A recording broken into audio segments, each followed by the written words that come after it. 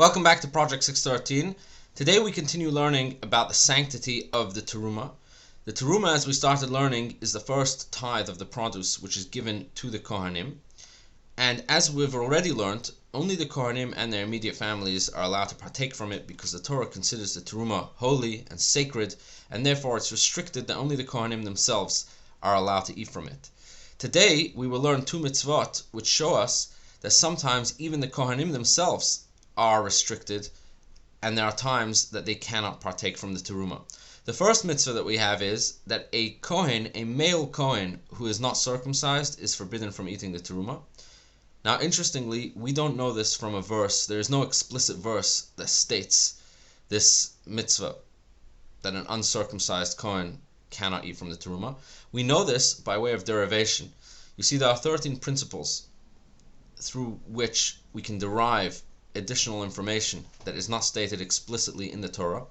One of them is called a Gzeira Shava, and what Gzeira Shava basically means is that if we find two independent verses that seemingly have nothing to do with each other, yet they share identical language, we can then compare details of the two verses, and we can compare laws that are stated explicitly in one verse to the other.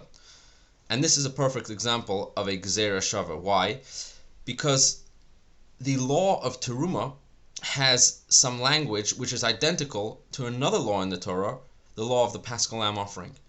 So as soon as we have this connection between the two laws, because they share some identical language in their details, we can then compare other details which are not stated explicitly. And since when it comes to the Paschal Lamb offering, the Torah tells us clearly that someone who is not circumcised is forbidden from eating the Paschal Lamb offering, we can then deduce from there to the Terumah that similarly in the case of Terumah, a Kohen who is not circumcised is forbidden from eating the Terumah.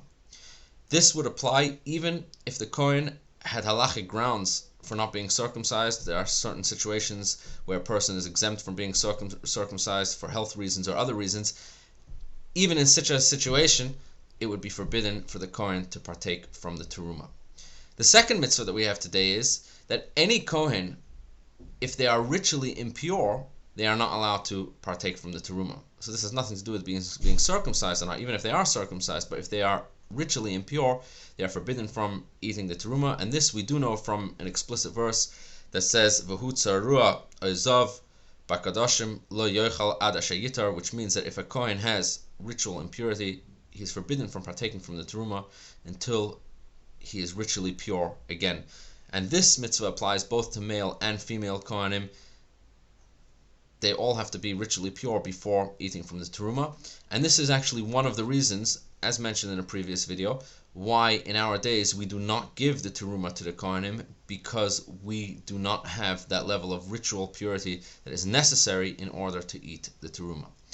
Have a wonderful, wonderful day.